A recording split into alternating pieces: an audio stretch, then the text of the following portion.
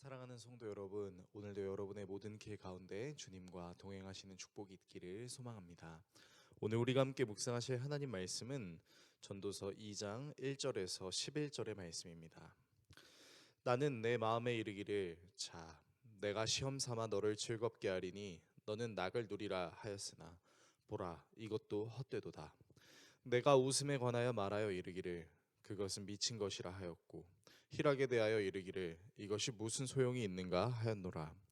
내가 내 마음으로 깊이 생각하기를 내가 어떻게 하여야 내 마음을 지혜로 다스리면서 술로 내 육신을 즐겁게 할까? 또 내가 어떻게 하여야 천하의 인생들이 그들의 인생을 살아가는 동안 어떤 것이 선한 일인지를 알아볼 때까지 내 어리석음을 꼭 붙잡아 둘까 하여 나의 사업을 크게 하였노라.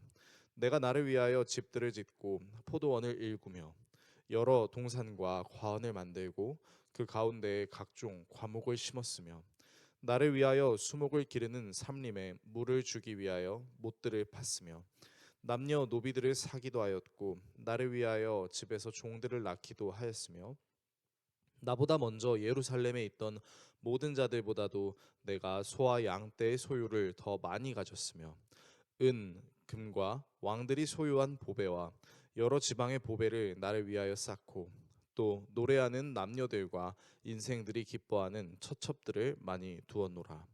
내가 이같이 창성하여 나보다 먼저 예루살렘에 있던 모든 자들보다 더 창성하니 내 지혜도 내게 여전하도다. 무엇이든지 내 눈이 원하는 것을 내가 금하지 아니하며 무엇이든지 내 마음이 즐거워하는 것을 내가 막지 아니하였으니 이는 나의 모든 수고를 내 마음이 기뻐하였음이라. 이것이 나의 모든 수고로 말미암아 얻은 몫이로다. 그 후에 내가 생각해 본즉 내 손으로 한 모든 일과 내가 수고한 모든 것이 다 헛되어 바람을 잡는 것이며 해 아래에서 무익한 것이로다. 아멘. 흔히 비그리스도인들이 그리스도인들을 향해 부정적인 시각을 갖게 되는 경우 중 한 가지는 그리스도인들이 하나님을 의지하면서 세상의 것들은 악할 수 있고 허무할 수 있기 때문에 자기에게 맡겨진 일을 열심히 하지 않는다라고 생각하는 것입니다. 정말로 그럴까요? 물론 연약한 그리스도인이 있을 수는 있겠지만 사실 성경은 그리스도인들에게 하나님을 믿으니 대충 살아라 라고 말하는 책이 아니라 모든 사람이 열심을 내는 부분에 허점이 있을 수 있음을 이야기하는 것이죠. 오늘 우리 본문 전도서 2장 안에는 열심 속에 숨겨져 있을 수 있는 세 가지 허점을 다루고 있는데요. 오늘은 그 첫 번째 허점이 될 수 있는 즐거움에 대해서 살펴보려고 합니다. 전도자는 즐거움이 무엇인지 알기 위해 술을 마시는 실험을 해봤다라고 이야기하는데요. 단순히 부어라 마셔라 정도의 이제 술을 마셨다라기보다는 술을 즐길 수 있는 궁전을 만들고 숲을 만들고 또 술을 생산할 수 있는 포도원을 만들고 술을 장식할 수 있는 보물도 모으고 술을 더 맛있게 느낄 수 있도록 남녀 가수들도 또 좋아할 수 있는 처첩들도 거두었다라고 합니다. 그리고 무엇보다 이 모든 것들을 세상에 있는 것들 중에서 가장 최고의 것으로 놓았다라는 것이죠. 전도자는 이렇게 즐거움을 누리기 위해서 자신의 모든 열정을 쏟았고 이 열정이 아무런 소용이 없었다라고 말하지는 않습니다. 본문 10절에 기록되어 있는 내용처럼 어떤 일시적 결과나 만족이 분명히 있었다라고 이야기합니다. 그러니까 무조건 허무하다라고 이야기하는 것은 아니라는 것이죠.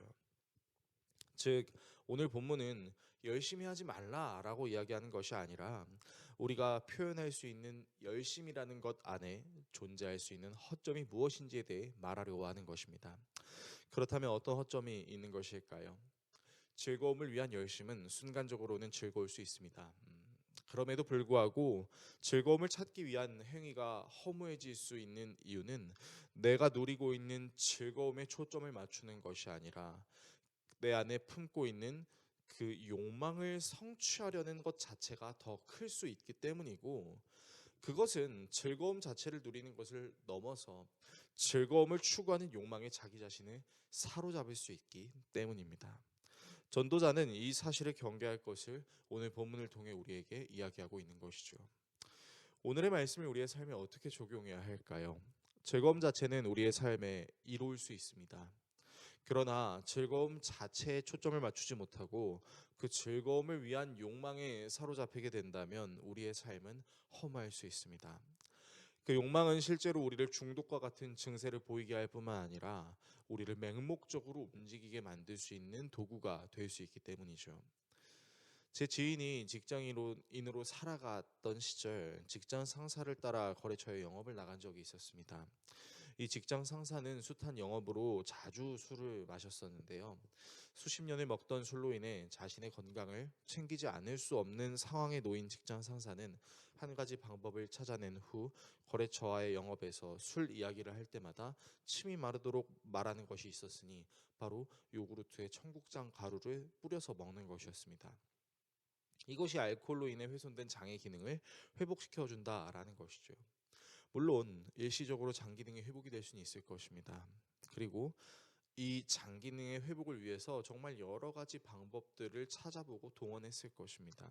하지만 요구르트에 청국장 가루를 넣는 이 행위가 질릴 때까지 술을 마셔도 괜찮다라는 근거가 될 수는 없습니다.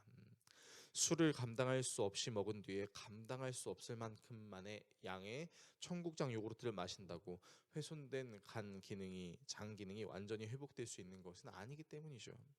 어디까지나 적당히 즐기기 위한 수단에 불과하다는 것을 알아야 하는 것이죠. 즐거움을 위한 열심에는 순간의 기쁨과 성취감은 있을 수 있습니다.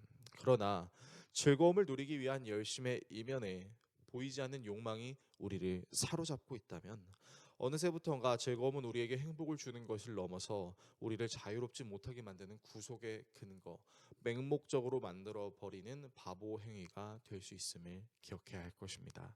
이 사실을 기억하시는 우리 모두가 될 수 있기를 예수 그리스도의 이름으로 축원합니다. 기도하겠습니다. 우리를 사랑하시는 하나님, 우리는 즐거움을 찾기 위하여 열심을 냅니다. 그런데 그 즐거움이 도를 넘어서 나를 구속할 수 있고 나를 맹목적으로 만드는 욕망을 만들어낼 수 있음도 기억합니다. 즐거움을 위한 열심에 나의 허점이 있음을 주님께 시인하며 나를 지키시고 인도하시는 주님 안에 구속되는 우리가 되게 하여 주십시오. 예수님의 이름으로 기도합니다. 아멘.